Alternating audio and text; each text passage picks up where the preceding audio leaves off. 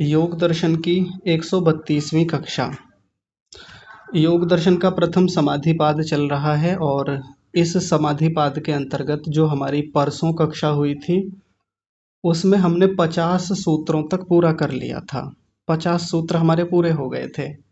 अब बस एक सूत्र बचा है इस प्रथम पाद में और यह हमारा प्रथम पाद पूरा हो जाएगा। तो पिछले पाठ में से यदि किसी का कोई प्रश्न हो, क्योंकि कुछ गहरी बातें हुई थी, कुछ लंबी चर्चाएं हुई थी, तो यदि आपका किसी का कोई प्रश्न हो तो आप अपना प्रश्न रख सकते हैं, नहीं तो फिर आगे बढ़ेंगे। जी, अपना हाथ खड़ा कीजिए और पूछिए।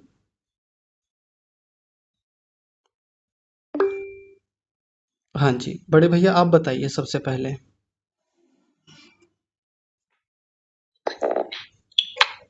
नमस्ते चार्ज जी। नमस्ते जी। जी, मेरा एक प्रश्न है साधना को लेकर के। जैसे हम साधना करते हैं तो व्यवहार काल की तो ये जो संस्कार होते हैं वो कुछ न कुछ किसी रूप में बाधित करते हैं। हाँ जी। लेकिन जैसा हम विद्वानों से या शास्त्रों से सुनते हैं कि हम कभी ना कभी मुक्ति में होकर आए हैं, मुक्ति से कभी ना कभी हम लौटे ही हैं, उसके बाद शरीर धारण किया हमने। तो क्या वो जो मुक्ति के संस्कार रहे होंगे या मोक्ष में जब हम गए हैं उस समय की वो जो संस्कार रहे होंगे, क्या वो हमको स्मरण नहीं आते? तो यदि आते हैं, यदि वो हमको किसी भी प्रकार से सहायता करते हैं तो वो उनकी क्या रहा होगा, उनका क्या सिस्टम चलता होगा, इस बारे में थोड़ा बताने का कष्ट करें। जी, देखिए, ये जो आज सूत्र चलेगा उसी में इसकी चर्चा आएगी। उसमें एक चर्चा है कि चित्त हमारा प्रविलीन हो जाता है, लीन हो जाता है। जैसे ही मुक्ति में जाते हैं तो ये चित्त अपने कारण रूप में चला जाता है, सत्व रजस तमस में मिल जाता है जैसे ही आत्मा की मुक्ति होती है। संस्कार तो चित्त में ही रहते हैं, संस्कार आत्मा में नहीं रहते। अब आत्मा कितने समय तक मुक्ति में रहा, क्या क्या उसने वहां अनुभव किए, कैसा आनंद का अनुभव रहा, इसके कोई भी संस्कार आत्मा के साथ नहीं रहते। क्यों? क्योंकि संस्कार तो चित्त में होते हैं और चित्त छूट जाता है, चित्त तो समाप्त हो जाता है, चित्त तो प्रविलीन हो जाता है। इसलिए ऐसा कोई अनुभव आत्मा को मुक्ति से लौटने के बाद में हो ही नहीं सकता। बस शास्त्रों से हम उसका प्रमाण जानते हैं कि इतने समय के बाद मुक्ति होती है, मुक्ति के बाद में आत्मा फिर से लौट के आता है। बस ये शास्त्र के प्रमाण से ही जान सकते हैं, अनुभव तो कुछ नहीं है किसी का भी। ठीक है जी। जी, इसमें मुझे एक बात जोड़नी है। हाँ जी। जैसे मुक्ति में या प्रलय में वो मन जो है वो विलय हो जाता है, मतलब उसका काम समाप्त हो जाता है। जी। अवसाद अधिकार वाली जो बात आती है, लेकिन मुक्ति का सुख तो आत्मा ही भोगता है ना। हाँ बिल्कुल। तो उस आत्मा को जब नया शरीर मिलेगा तो नया मन मिलेगा, तो पुराना जो संस्कार रहे या पुराने जीवन में जो मुक्ति रही उसका वर्तमान से फिर कोई संबंध नहीं रहता। नहीं। कर्मा से पुराने कर्मों के आधार पर नया जन्म। हाँ, वो पुराना तो सब कुछ हाँ, देखिए वो चर्चा आज आएगी इस सूत्र में। बिल्कुल जो जो आप बातें पूछ रहे हैं ना, वो बात इस सूत्र के व्यास भाष्य में मिलेंगी। वो सारे संस्कार जो पूर्व के थे, पहले वाले थे, वो सब यही समाप्त हो जाते हैं इसी चित्त के साथ ही। चित्त इन्हीं सब संस्कारों के साथ अपने कारण रूप में विलीन हो जाता है। जैसे एक नदी सागर में जाके विलीन हो जाती है, खत्म नहीं होती, विलीन हो जाती है, बस वैसे ही मन भी अपने कारण रूप में जाके विलीन हो जाता है। अब मुक्ति में जाकर जो अनुभव करता है, जो भी उसके साथ वहाँ अनुभव होते हैं, वो तो वहीं के रहते हैं, उनके कोई संस्कार साथ में लेके नहीं आता। यानी पिछले संस्कारों से, पिछले अनुभवों से, पिछले कर्माशयों से कोई लेना देना आगे का नहीं होता, वो सब पीछे ही छोड़ जाते हैं। ठीक है जी। ठीक है जी, आगे चर्चा कर लेंगे और इस बारे में। हाँ नमस्ते जी। ठीक है जी। चौधरी साहब आप बताइए। आचार्य जी सादर नमस्ते। नमस्ते जी। आचार्य जी, थोड़ी मैं प्रतिकूल स्थिति में हूँ जी। तो ये कल की कक्षा में पूछ सकता हूँ क्या? हाँ जी, पूछिए ना। आज थोड़ा प्रतिकूलता है इसलिए। हाँ कोई बात नहीं, ठीक बताइए। है। अच्छा, आप कल पूछने के लिए कह रहे हैं, ठीक है, मैं समझ गया। विजय लक्ष्मी माता जी, आप बताइए।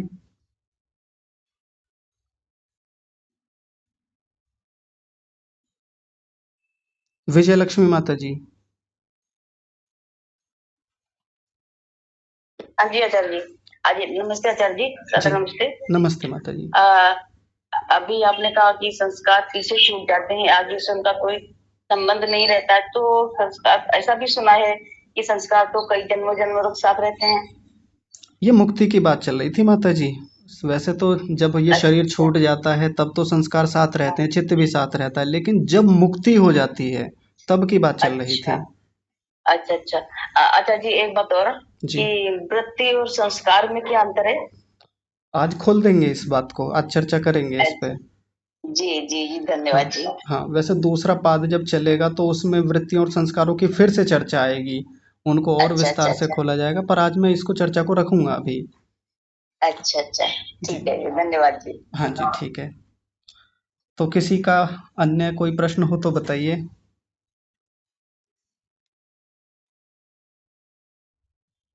नहीं है किसी का कोई प्रश्न? चलिए ठीक है। तो फिर आज की जो ये अगला सूत्र चलना है उससे पहले मैं आप लोगों के सामने एक चर्चा रखना चाहता हूँ। अच्छा, विपिन जी कुछ कह रहे हैं, विपिन जी ने हाथ खड़ा किया हुआ है, जी बताइए।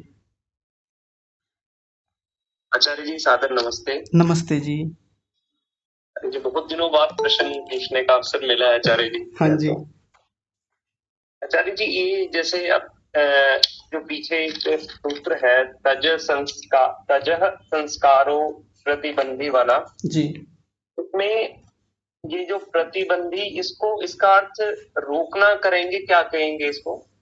हाँ, रोकने से संबंधित ही है कि वो जो अ, ऋतंभरा के जो संस्कार होते हैं, प्रज्ञा के जो संस्कार हैं, वो व्युत्थान के संस्कार को रोकने वाले होते हैं, बाधित करने वाले होते हैं। रोकने के तो अर्थ में ही आचार्य है जी, ये। मेरा प्रश्न ये है, जी, जैसे एक तो जब ये हमारे जो ऋतंभरा प्रज्ञा के संस्कार बनेंगे, जी, तो वो उसको मतलब ऑब्स्ट्रक्ट करेंगे, बाधित करेंगे, या कंप्लीटली उसको रिमूव करेंगे? वो प्रोसेस कौन सा होता है? मतलब उसको रोकते हैं या वो रिमूवल वाला प्रोसेस होता है? हाँ, रोकने वाला ही प्रोसेस है। वहाँ पूरी तरह खत्म कर देंगे ऐसा नहीं है, क्योंकि अगली जो समाधि आने वाली है असंप्रज्ञात समाधि, संस्कार तो उसी में जाके क्षीण होते हैं, समाप्त होते हैं, ऐसा अन्य स्थानों से पता चलता है हमको।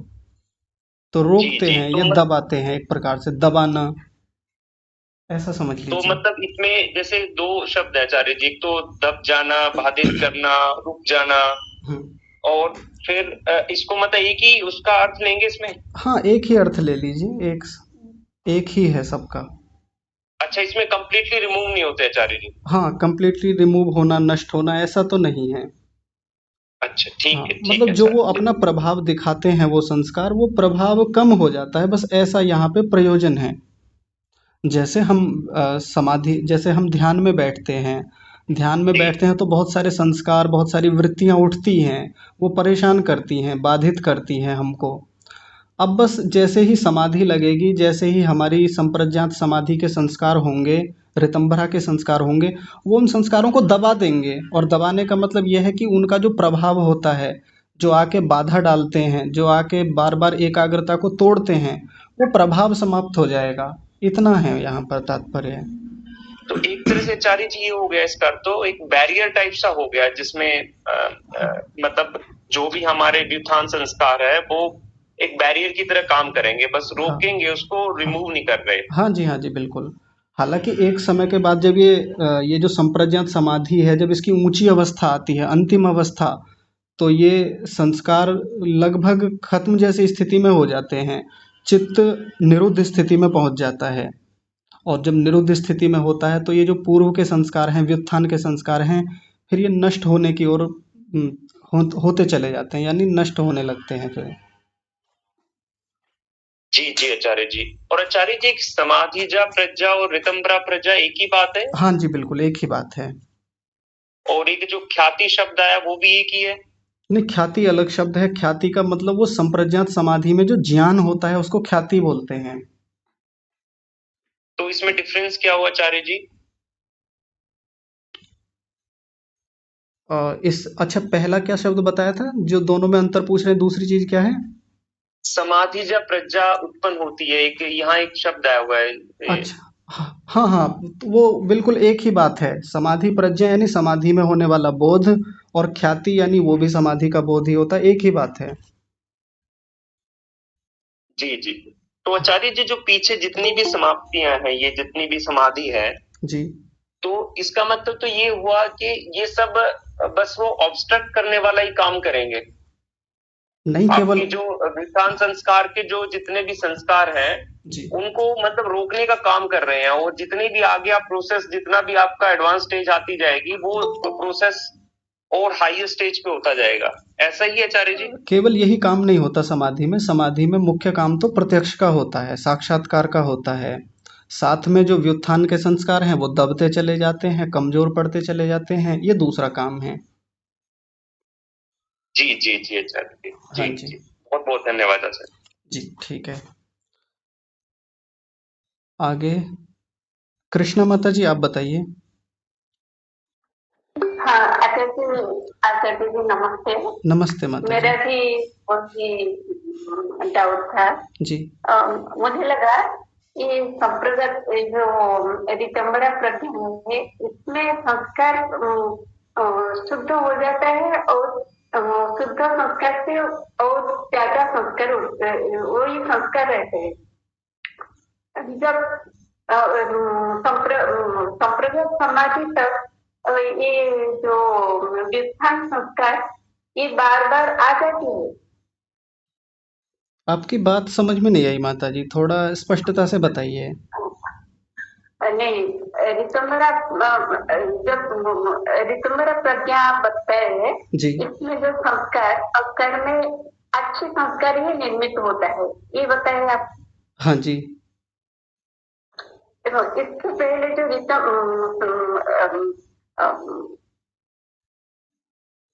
संप्रदाय समाधि जो होने तक जी ये बार बार क्या, ये जो व्युत्थान वृत्ति जी इतने संस्कार इतने दृढ़ नहीं होता है, व्युत्थान वृत्ति आ जाती है। हाँ, आती है ना। देखिए, जब तक ऋतंभरा प्रज्ञा की प्राप्ति नहीं होती तब तक व्युत्थान के संस्कार परेशान करते हैं, बाधित करते हैं, आ करके बार बार समाधि को तोड़ते हैं।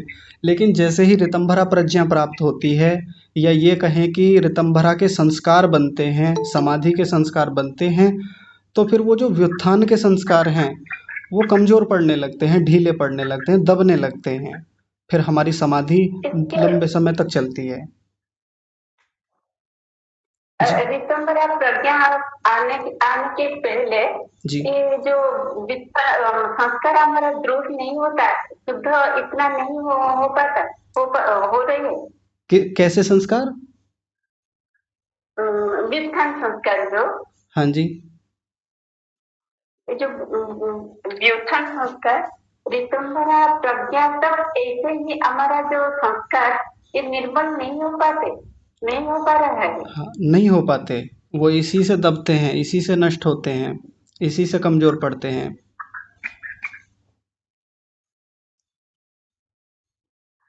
धन्यवाद सर जी। जी ठीक है। आगे और किसी का कोई प्रश्न हो तो बताइए, पिछले पाठों में से लेकर के।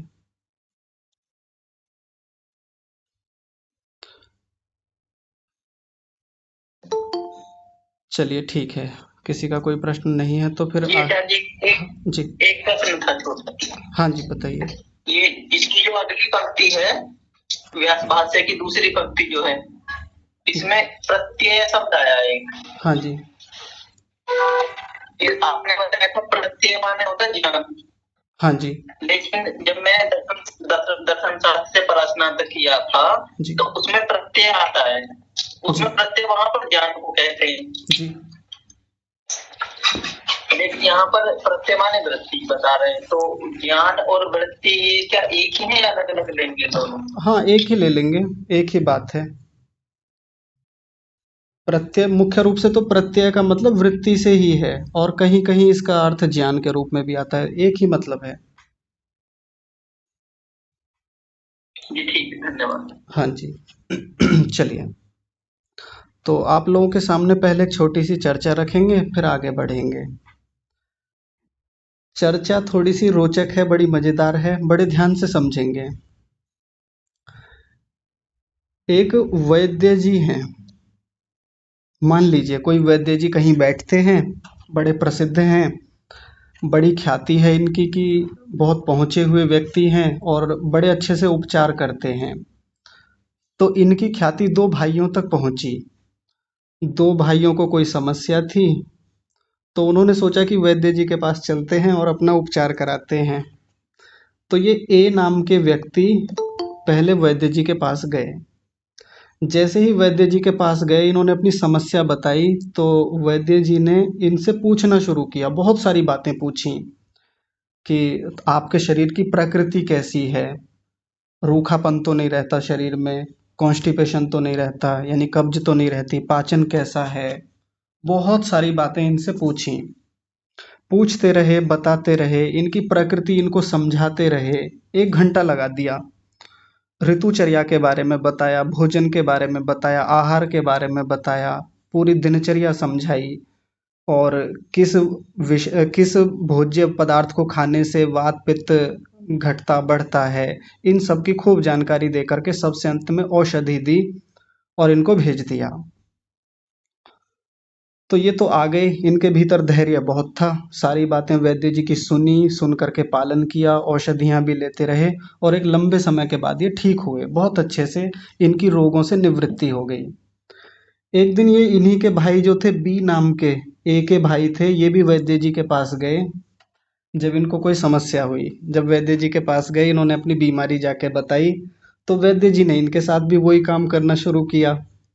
इनसे बहुत सारी बातें पूछने लगे, बहुत सारी बातें समझाने लगे। आयुर्वेद के जो सिद्धांत हैं, ऋतुचर्या, दिनचर्या इत्यादि, वात पित्त की प्रकृति या इनके शरीर की प्रकृति, इनके लिए क्या ठीक रहेगा, क्या नहीं रहेगा, यानी पूरा वो जो विधि विधान है आयुर्वेद में, वो सब समझाने लगे। इनको थोड़ा सा गुस्सा जैसा आ गया बी को, ये कहने लगे क्या फालतू की चीज़ें समझा रहे हैं आप, सीधा दवाई दीजिए ना, ये इतनी कहानी सुनाने का क्या मतलब है, ये सब मत समझाइए, इससे अच्छा तो मैं किसी एलोपैथी डॉक्टर के पास ही चला जाता, वहाँ जाता, वो कुछ टैबलेट या कैप्सूल दे देते, सिरप दे देते और बस कहानी ख़त्म हो जाती। आप तो ये मुझे दुनिया भर का व्याख्यान दे रहे हैं, इतना बताने की क्या आवश्यकता है। तो वैद्य जी ने इनको थोड़ी एक पुड़िया चटा दी, वहीं पे पुड़िया दी और कह दी खा लो इसे। तो जैसे ही इन्होंने वो पुड़िया खाई, इनको तुरंत एकदम आराम जैसा लगा। जैसा होता है कई बार आयुर्वेद में भी ऐसी दवाएं होती हैं जो यदि हम खाएं तो तात्कालिक रूप से एकदम लाभ दे देती हैं। इनको एकदम से बड़ा अच्छा लगा, कहने लगे हाँ ये चाहिए थी मुझे, तो फालतू की बातें आप सिखा रहे थे इतनी देर से, यही दे देते, इतनी बातें करने की क्या आवश्यकता थी। अच्छा अब ऐसा कीजिए, घर के लिए भी औषधियाँ दीजिए और हम चलते हैं। वैद्य जी ने घर के लिए भी औषधियाँ दे दी और ये आ गए पैसे वगैरह दे करके। ऐसा व्यक्ति बहुत लंबे समय तक स्वस्थ नहीं रह पाएगा। थोड़ा बहुत दवाई लेकर के ठीक हो जाए कुछ समय के लिए, इसको लगेगा कि हाँ मैं ठीक हो गया, लेकिन ऋतुचर्या, दिनचर्या या जो भी आहार विहार के नियम हैं, यदि इसने वो पालन नहीं किए, उनको पहले जाना ही नहीं, समझा ही नहीं, बीमार रहेगा और बहुत लंबे समय तक परेशान रहेगा। ये हम सब जानते हैं इन बातों को। हमको इस बी नाम के व्यक्ति पर खूब हंसी आएगी, हमको लगेगा कि कैसा पागल व्यक्ति है। हाँ, ए वाला जो ए नाम का जो व्यक्ति था, ये बहुत समझदार है, इसने धैर्य से सारी बातें सुनी, समझा चीज़ों को, अपने शरीर को समझा, औषधियों के विज्ञान को समझा, आहार के विज्ञान को समझा। अब जो ये औषधियाँ लेगा वो इस पर अच्छे से काम करेंगी, परहेज का ध्यान रखेगा, पथ्य अपथ्य का ध्यान रखेगा। तो यहाँ पूरी प्रक्रिया में हमको ए नाम का व्यक्ति बहुत समझदार दिखेगा और बी नाम का व्यक्ति धैर्य से रहित दिखेगा, आतुर दिखेगा कि मूर्ख है, पागल है, सुन तो लेता कम से कम एक बार कि बातें क्या बता रहे थे, ऐसा ही लगेगा हमको। तो ये बातें मैं आपको क्यों बता रहा हूँ? शनिवार को जब हमारी कक्षा हुई थी, तो उस कक्षा में लगभग 15 मिनट में तो हमने सूत्र को देखा था, जो 50वां सूत्र चल रहा था। फिर 15 मिनट के बाद लगभग 20-25 मिनट तक मैंने मन के बारे में चर्चाएं की थी। और वो मन के बारे में जो चर्चाएं थी, वो व्यवहारिक चर्चाएं थी, सैद्धांतिक चर्चाएं नहीं थी। मन को कैसे शांत करें, मन को कैसे हम टटोलें, मन को कैसे देखें, मन में उठने वाले जो ज्वार हैं, मन में रहने वाली जो बेचैनियां हैं, उनको कैसे कम करें, इस पर बहुत सारी बातें रखी। तो जैसे ही कक्षा समाप्त हुई तो कक्षा के कई लोगों ने कहा कि आज तो मजा आ गया, आज तो बहुत अच्छा लगा कक्षा में, आज तो बहुत अच्छी कक्षा हुई। कक्षा के बाद भी कई लोगों ने व्हाट्सएप पर भी मुझको भेजा कि आज की कक्षा तो बहुत ही बढ़िया लगी, ऐसा लगा। यूट्यूब पर भी दो चार लोगों के कमेंट आए थे वहां पे कि आज की कक्षा बहुत बढ़िया हुई। कहीं हमारी स्थिति इस बी व्यक्ति के जैसी तो नहीं है? एक पुड़िया मिल जाए कहीं से और वो थोड़ा सा, या कोई टैबलेट मिल गई, अचानक से आराम हो गया तो हम सोच लेते हैं हाँ ये बढ़िया था। लेकिन जब पूरा विधि विधान समझाया जाता है, जब पूरी बात समझाई जाती है, उस समय धैर्य नहीं होता। मैं आपको नहीं कह रहा कि आप इस बी कैटेगरी में आएंगे, इस बी वाले व्यक्ति के श्रेणी में आप आएंगे। यदि आप लोग कक्षा में अब तक भी जुड़े हुए हैं, यानी 132 कक्षाएं हुई हैं, तो आप अब तक भी जुड़े हुए हैं, इसका मतलब कि आपने चीज़ों को बड़े ध्यान से समझा है, धैर्य से सब सिद्धांतों को जानने का प्रयास किया है। तब प्रैक्टिकल की ओर बढ़ेंगे, तब समझेंगे कि वास्तव में साधना की ओर कैसे बढ़ा जाए, कैसे उन चीज़ों को जीवन में लाया जाए। मुख्य बात यह है कि जितनी चीज़ें हमने इस प्रथम पाद में देखी हैं, समझी हैं सैद्धांतिक रूप से, अब उनको व्यावहारिक जीवन में लाने का समय आ गया है। दूसरा पाद भी चलेगा, दूसरे पाद में भी ऐसी ही सैद्धांतिक बातें खूब आएंगी। हालांकि उसका नाम साधन पाद है, उसमें भी बहुत सारी बातें ऐसी ही होंगी जो सैद्धांतिक हैं, व्यावहारिक बातें भी खूब आएंगी। लेकिन हमको धैर्य रखना पड़ेगा, क्योंकि पिछले दिनों लगभग 15-20 दिनों तक जब समापत्ति की चर्चा हुई तो बहुत सारे लोग, लगभग 20-25 से ज़्यादा लोग तो चर्चा से हट ही गए, चले गए। लगभग 80 की संख्या थी और अभी कक्षा में लगभग 55-60 के आसपास लोग जुड़ते हैं, तो 20-25 लोग इसी कारण से चले गए कि क्या ही चलता है ये, क्या है समापत्ति, क्या बातें चल रही हैं ये। क्योंकि सैद्धांतिक चर्चाओं में लोग ज़्यादा देर तक टिक नहीं पाते। एक स्कूल या कॉलेज में जब कोई सिद्धांत की बातें बताई जाती हैं, फिजिक्स या केमिस्ट्री के सिद्धांत पढ़ाए जाते हैं, डेरिवेशंस, न्यूमेरिकल्स सिखाए जाते हैं, तो विद्यार्थी बोर होने लगते हैं और परेशान हो जाते हैं। लेकिन अगर टीचर उनको किसी दिन ये कहते हैं कि आज प्रैक्टिकल लैब में चलेंगे, आज लेबोरेटरी में चलेंगे और आज प्रयोग करके दिखाएंगे, बच्चे एकदम से उत्साहित हो जाते हैं कि आज आएगा, आज मज़ा आएगा, आज कुछ नया सीखने को मिलेगा। लेकिन वो नया जो सीखने को मिलेगा, यानी जिसको वो सोच रहे हैं कि आज मज़ा आएगा, आज अच्छा लगेगा, उससे पहले यदि हमने सिद्धांतों को नहीं पढ़ा है, हमने कक्षा में जो पुस्तक से चीज़ें सिखाई गई हैं, समझाई गई हैं, उनमें समय नहीं लगाया है, तो उस लेबोरेटरी में जाने का कोई लाभ नहीं है, वहाँ जाके हानि ही करेंगे।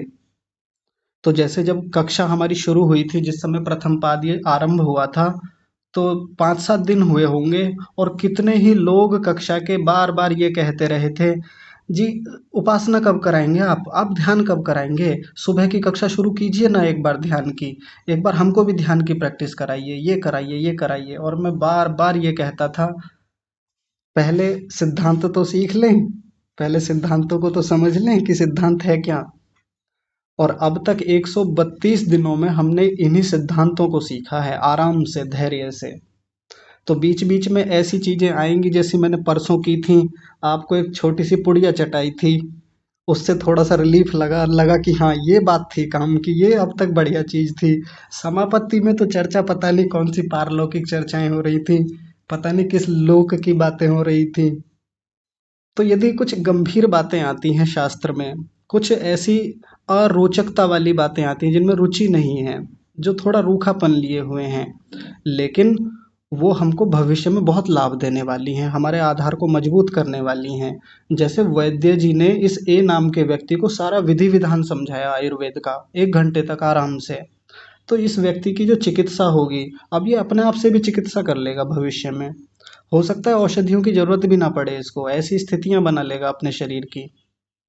तो वैसे ही यदि हम एक बार सिद्धांतों को ठीक से समझ लें, तो उपासना, साधना या मन के साथ जो भी क्रियाएं करना है, जो भी वो परसों एक चीज़ बताई थी आपको, उसमें बहुत ज़्यादा बाधा है ही नहीं, बहुत आसानी से, बहुत सरलता से वो चीज़ें आगे हो जाएंगी और अपने आप से कर लेंगे। अब तो मैंने बताई या आपने किसी शिविर में जाके सीख ली कुछ क्रियाएं, कुछ ध्यान की बातें सीख ली, तो हो सकता है यदि अगले पादों को आप थोड़ा ध्यान से धैर्यपूर्वक ऐसे ही सुन लें, थोड़ी रूखी चर्चाएं आए उनमें थोड़ा धैर्यपूर्वक अच्छे से निरंतरता से जुड़े रहें, तो बहुत सारी चीज़ें तो हम खुद से भी कर लेंगे, अपने आप से भी। इसलिए ध्यान रखेंगे। आइए 51वें सूत्र को देखते हैं, अंतिम सूत्र है। तो पहले 50वें सूत्र में जो चर्चा चल रही थी वो थी संस्कारों को लेकर के, कि ये जो ऋतंभरा प्रज्ञा के जो संस्कार होते हैं वो व्युत्थान के संस्कारों को बाधित कर देते हैं। इसका मतलब क्या था कि जैसे ही समाधि होती है, समाधि लगती है, तो समाधि के भी अपने संस्कार होते हैं। वो संस्कार व्युत्थान के जो संस्कार हैं, बाहर के जो संस्कार हैं, जो हमने अपने व्यवहार काल में बहुत सारे संस्कार इकट्ठे कर रखे हैं, उन संस्कारों को दबा देते हैं, रोक देते हैं, उनको कमजोर बना देते हैं। वो अपना उतना प्रभाव नहीं दिखा पाते, समाधि में उतनी बाधा खड़ी नहीं करते, ध्यान में एकाग्रता को भंग नहीं करते। फिर ये हमने पिछले 50वें सूत्र में देखा था। अब 51वें सूत्र में उससे आगे की चर्चा है, यानी 50वें सूत्र में तो संप्रज्ञात समाधि तक की चर्चा थी। अब 51वें सूत्र में असंप्रज्ञात समाधि की चर्चा होगी। असंप्रज्ञात समाधि को निरुद्ध समाधि भी कहते हैं, जिसमें चित्त निरुद्ध अवस्था में चला जाता है। आपने चित्त की 5 अवस्थाएं पढ़ी थीं आरंभ में ही, क्षिप्त, मूढ़, विक्षिप्त, एकाग्र और निरुद्ध। तो चित्त की जो नीचे की 3 अवस्थाएं हैं, क्षिप्त, मूढ़ और विक्षिप्त, ये व्युत्थान दशा होती है। इनमें चित्त हमारा किसी न किसी रूप में चंचल अवस्था में ही रहता है। क्षिप्त में तो बहुत अधिक चंचल रहता है, ये सबसे खराब अवस्था है। और मूढ़ में भी हमारा चित्त जड़ स्थिति में रहता है, जिसमें बोध बहुत कम हो पाता है, ये भी व्युत्थान की स्थिति होती है। एक विक्षिप्त अवस्था होती है, ये भी व्युत्थान काल होता है। इसमें थोड़ी एकाग्रता होती है, लेकिन अधिकांश चित्त इसमें भी चंचल स्थिति में ही रहता है। तो ये सारी अवस्थाएं जो हैं, ये कैसी हैं? व्युत्थान की अवस्थाएं हैं। इससे ऊपर जाके जब व्यक्ति ध्यान में बैठता है, अभ्यास करता है, तो वो समाधि की ओर बढ़ता है, उसको एकाग्र अवस्था कहते हैं, और ये संप्रज्ञात समाधि की अवस्था होती है। इसी पर वो सारी चर्चाएं, समापत्ति की इतनी सारी चर्चाएं जो रही, वो चित्त की एकाग्र अवस्था में होती हैं। तो जैसे ही ये चित्त की एकाग्र अवस्था में संप्रज्ञात समाधि होती है, तो उस समाधि से ऋतंभरा प्रज्ञा के संस्कार उत्पन्न होते हैं। जैसे ही वो संस्कार उत्पन्न होते हैं, तो वो व्युत्थान के संस्कारों को, यानी क्षिप्त, मूढ़, विक्षिप्त अवस्था में जो हमने इतने सारे संस्कार इकट्ठे करे थे, उन संस्कारों को दबाती है। ये लाभ है इस समाधि का। अब जब वो एकाग्र अवस्था के संस्कार लगातार बनते हैं, ऋतंभरा प्रज्ञा के लगातार संस्कार दृढ़ हो रहे हैं, मजबूत हो रहे हैं, तो उसके सबसे अंत में जाकर के हमारा चित्त किधर बढ़ जाता है? निरुद्ध स्थिति में, निरोध अवस्था में। और निरोध अवस्था की एक विशेषता होती है कि इस अवस्था में वृत्तियां नहीं होती, हमारे चित्त में कोई वृत्ति नहीं होती है। चित्त का वो काम हट जाता है जो अब तक काम चल रहा था, यानी चित्त में किसी न किसी वस्तु का आलंबन बन रहा था। चित्त के सामने कोई ना कोई वस्तु आती थी, चित्त उस वस्तु से रंग जाता था, उपरक्त हो जाता था, और आत्मा को वैसा ही भासित करा देता था। ये प्रक्रिया चल रही थी अब तक। लेकिन अब आगे की प्रक्रिया में आत्मा को बोध तो होगा, परमात्मा का ज्ञान होगा, साक्षात्कार होगा, लेकिन चित्त इस पूरी प्रक्रिया में अलग रहेगा, हट जाएगा, वहां से निरुद्ध स्थिति में रहेगा। इससे पहले की प्रक्रिया में एक वृत्ति बनी थी, चाहे वो स्थूल भूतों की हो, चाहे सूक्ष्म भूतों की, इंद्रियों की या आत्मा की, एक वृत्ति बन रही थी। एक वृत्ति होने से वहां पर उस वृत्ति से ही संस्कार बनते थे, संस्कार से वृत्तियां बनती थीं। ये प्रक्रिया चल रही थी पीछे। लेकिन ये जो निरोध अवस्था जिसकी चर्चा अब आगे आएगी, बड़ी गंभीर चर्चा है, बहुत ध्यान से समझेंगे। इस अवस्था में वृत्तियां नहीं होती, लेकिन संस्कार तो बनते हैं। बहुत रोचक बात है। हमने पीछे पढ़ा कि ये वृत्ति है और इस वृत्ति से संस्कार बनते हैं, लेकिन संस्कार से वृत्तियां भी बनती हैं, ये भी हमने पीछे पढ़ा है। देखिए, ऐसे जो लोग केमिस्ट्री पढ़ते हैं ना, वो ऐसे वहां पर इस प्रकार की इक्वेशन बनाते हैं, वृत्ति से संस्कार और संस्कार से वृत्तियां बनती हैं। ये व्यवहार काल में भी खूब चलता है और संप्रज्ञात समाधि में भी खूब चलता है। जैसी वृत्ति बनेगी उसके वैसे ही संस्कार बनेंगे, और जैसे संस्कार होते हैं उससे वैसी ही वृत्तियां बनती हैं, वृत्तियां उठती हैं। लेकिन ये जो निरोध समाधि है, ये जो असंप्रज्ञात समाधि है, सबसे ऊंची समाधि जो है, बिल्कुल अब अंतिम स्थिति है समाधि की यहाँ पर आकर के। इसके बाद तो जीवात्मा मुक्त होने वाला है, मन का काम खत्म होने वाला है, मन यहाँ से छूट जाने वाला है, मन अवसित अधिकार होने वाला है, मन का अधिकार समाप्त हो जाने वाला है। यहाँ संस्कार तो बनते हैं, लेकिन वृत्तियों वाले संस्कार नहीं बनते कि वृत्ति होती है और उस वृत्ति से संस्कार बनते हैं। और जो संस्कार यहाँ बनते हैं उन संस्कारों को निरोध संस्कार कहा जाता है। बिल्कुल साफ साफ यहाँ पर हमको प्रमाण मिलेगा कि निरोध के भी संस्कार होते हैं। अभी माता जी पूछ रही थी, विजय लक्ष्मी माता जी, कि ये वृत्ति और संस्कार हैं क्या। वैसे तो इन पर चर्चाएं खूब की हैं हमने कक्षा में आरंभ में, लेकिन एक बार फिर से देख लीजिए। संस्कार का मतलब होता है छाप, छाप, छाप पड़ना, छवि बन जाना भीतर जा करके। जैसे उदाहरण, एक बहुत आसान सा, बहुत सरल सा उदाहरण है। जैसे हमने अपने फोन का कैमरा ऑन किया, फोन का कैमरा ऑन करने के बाद में जैसे जैसे फोन के कैमरे को जिधर जिधर घुमा रहे हैं, तो वैसा वैसा चित्र उस वीडियो में रिकॉर्ड हो रहा है, फोन की अंदर मेमोरी में जाकर के सेव हो रहा है, एक छाप बन रही है भीतर सर्वर में जाकर के। तो जो भीतर जा रहा है उसको बोलेंगे वृत्ति, यानी जो भीतर तक वो डेटा जा रहा है, इनपुट जा रहा है भीतर, उसको बोलेंगे वृत्ति। और जब हमने वो वीडियो बना ली, बना करके सेव कर ली, और सेव करने के बाद में फाइल मैनेजर में जाके अंदर सेव हो गई, या फोन के सर्वर में अंदर जाके सेव हो गई, उसको बोलेंगे संस्कार। ये वृत्ति से संस्कार बनने की प्रक्रिया है। अब हमको मान लीजिए वो वीडियो देखनी है किसी दिन, तो हमने अपने फ़ोन का फाइल मैनेजर खोला या गैलरी खोली, गैलरी खोलने के बाद में उसको ढूंढा कि वो कहाँ थी, किस फोल्डर में थी। फोल्डर में खोलने के बाद में जब उसको ओपन किया, चलाया, प्ले किया, प्ले करने के बाद में वो जो वीडियो बनी थी वो बिल्कुल वैसी की वैसी दिखने लगी। तो ये हो गया संस्कार से वृत्ति बनना। अब संस्कार से वो वीडियो, यानी वो वृत्ति जो बाहर से पहले अंदर गई थी, अब वो अंदर से बाहर आ रही है निकल के, हमको बिल्कुल वैसी ही वीडियो दिख रही है। ये हो गई वृत्ति। ये तो उदाहरण मैंने बाहर का दिया, फोन का, फोन में वीडियो बनने का। ये वृत्ति और संस्कार का क्रम होता है ऐसे। लेकिन ये हमारे जीवन में कैसे चलता है? ये जीवन में ऐसे चलता है जैसे हम बाहर जा रहे हैं, मान लीजिए बस में बैठे हुए हैं, और बस में बैठे हुए बाहर का दृश्य देखते जा रहे हैं। तो जो दृश्य देख रहे हैं आंखों से, इंद्रियों से, तो वो भीतर जो ज्ञान जा रहा है, वो जो व्यापार चल रहा है, वो जो भीतर जा रहा है, इनपुट जा रहा है मन तक, उसको बोलेंगे वृत्ति। और अंदर जाके जो मन के भीतर छाप बन रही है, अंदर जाके जो इकट्ठा हो रहा है, वो बोध, वो ज्ञान, वो वृत्ति, वो कहलाएगा संस्कार। अब वहां से आ गए बस में से उतर के घर आ गए, तो अब घर पे आके बैठे आराम से एक कमरे में।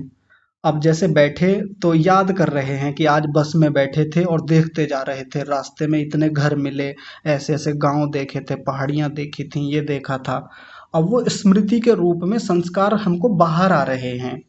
अब वृत्ति से संस्कार बन रहे हैं। पहले जब रास्ते से जा रहे थे तो वृत्ति से संस्कार बन रहे थे, अब संस्कार से वृत्तियां उठ रही हैं। जैसी वृत्तियां वैसे संस्कार, और जैसे भीतर संस्कार हैं उनसे वैसी ही वृत्तियां स्मृति के रूप में बाहर आती हैं। और अगले पाद में एक बड़ी रोचक चर्चा आएगी। वृत्ति जो है वो हमारे चित्त का परिदृष्ट धर्म होता है, परिदृष्ट धर्म, और संस्कार जो होता है वो चित्त का अपरिदृष्ट धर्म होता है। ये तकनीकी शब्द हैं, याद होने चाहिए हमको। मैं बता देता हूँ इसका मतलब क्या है। परिदृष्ट का मतलब होता है जिनको हम पकड़ सकते हैं, देख सकते हैं, जिनको महसूस कर सकते हैं सीधे सीधे। वृत्तियों को हम सीधे महसूस कर लेते हैं, सीधे पकड़ में आती हैं वृत्तियां। इतनी चीजों को हम देखते हैं, सूंघते हैं, चखते हैं, स्पर्श करते हैं, या जो भी करते हैं इंद्रियों से, तो पकड़ में आती है ना हमको सब चीजें। वो वृत्ति जब भीतर जा रही है हमको समझ में आता है कि हाँ ये वृत्ति अंदर जा रही है। किसकी आवाज सुनी तो आवाज की एक वृत्ति अंदर गई, ये भी है, इसको हम पकड़ लेते हैं तो ये वृत्ति पकड़ में आ जाती हैं। इसलिए वृत्ति हमारे मन का, हमारे चित्त का परिदृष्ट धर्म है, परिदृष्ट विशेषता है, गुण है। और संस्कार जो है, संस्कार हमारे मन का अपरिदृष्ट धर्म है। अपरिदृष्ट का मतलब होता है पकड़ नहीं सकते हम संस्कारों को सीधे सीधे। हमारे मन में रहते तो हैं संस्कार, लेकिन हम सीधे सीधे संस्कारों को देख नहीं सकते, महसूस नहीं कर सकते। जब इन संस्कारों से वृत्तियां उठ के आती हैं स्मृति के रूप में, तब ही पकड़ पाते हैं, अनुमान लगा पाते हैं कि हाँ ऐसे संस्कार हैं हमारे भीतर। ये होता है वृत्तियों और संस्कारों का खेल, चक्र, और ये निरंतर चलता है। व्यवहार काल में, व्युत्थान काल में तो खूब चलता है, दिन रात चलता रहता है। जैसे समाधि में व्यक्ति जाता है, पहली जो समाधि होती है संप्रज्ञात समाधि, वहां भी चलता है, क्योंकि वृत्ति तो वहां भी होती है ना, एक वृत्ति रहती है। व्यवहार काल में तो असंख्य वृत्तियां चलती रहती हैं हमारी, क्षण क्षण में कभी इस चीज को देख रहे हैं, सुन रहे हैं, सूंघ रहे हैं, चख रहे हैं, हजारों वृत्तियां चलती रहती हैं एक समय में भी, थोड़ी थोड़ी देर में वृत्तियां बदलती रहती हैं। लेकिन समाधि में एक वृत्ति लगातार बनी रहती है, जिसको एकाग्र अवस्था कहते हैं, उसके भी संस्कार बनते हैं। लेकिन ये जो निरोध समाधि है, जिसकी चर्चा अब चलेगी आगे, ये समाधि सबसे रोचक समाधि है। इसमें वृत्ति कुछ नहीं होती, कोई वृत्ति नहीं है मन के भीतर, मन बिल्कुल हटा हुआ है, मन में परमात्मा का कोई आलंबन नहीं है, परमात्मा मन का विषय है ही नहीं यहाँ पे। ये विशेषता है इस समाधि की, यानी परमात्मा का बोध जो होता है, परमात्मा का जो साक्षात्कार होता है, दर्शन होता है, वो बिना चित्त के होता है। तो जिस समय जो भी बोध हो रहा है असंप्रज्ञात समाधि में, निरोध समाधि में, उसके जो संस्कार बनते हैं उनको निरोध संस्कार कहते हैं।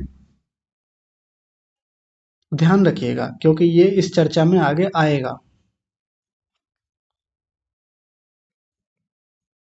तो समय तो खैर हो गया है, ये कुछ व्यावहारिक बातें, कुछ बेसिक बातें थी जो आपके सामने रखनी थी, बाकी तो सूत्र को फिर कल देखेंगे।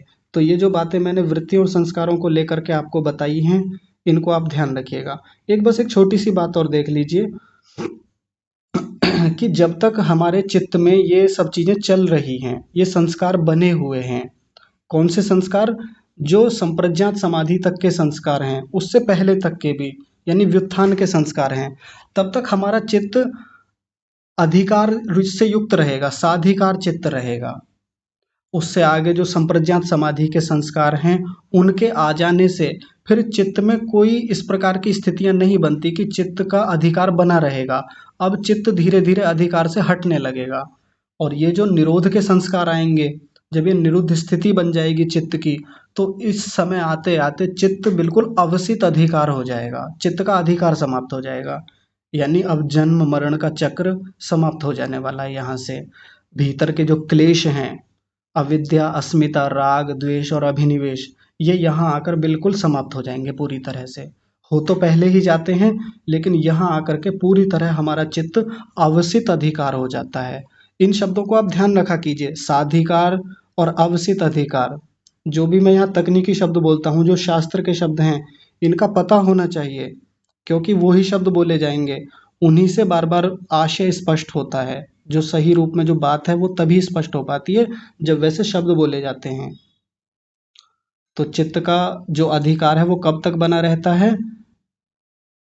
जब तक उसमें व्युत्थान के संस्कार रहते हैं। जैसे ही समाधि के संस्कार आते हैं, संप्रज्ञात समाधि के, तो वो उसका अधिकार धीरे धीरे समाप्त होने लगता है। और जब ये निरोध के संस्कार आते हैं, निरुद्ध समाधि होती है, तो फिर चित्त पूरी तरह अवसित अधिकार हो जाता है, छूट जाता है, फिर हट जाता है और अपने कारण रूप में विलीन हो जाता है। ये चर्चा हम कल भी देखेंगे, कल इस पर विस्तार से बातें करेंगे। तो समय हो गया है, आज की चर्चा को यहीं विराम देते हैं। आप सभी का बहुत सारा धन्यवाद। आज की कक्षा को यहीं विराम। आप सभी को सादर प्रणाम।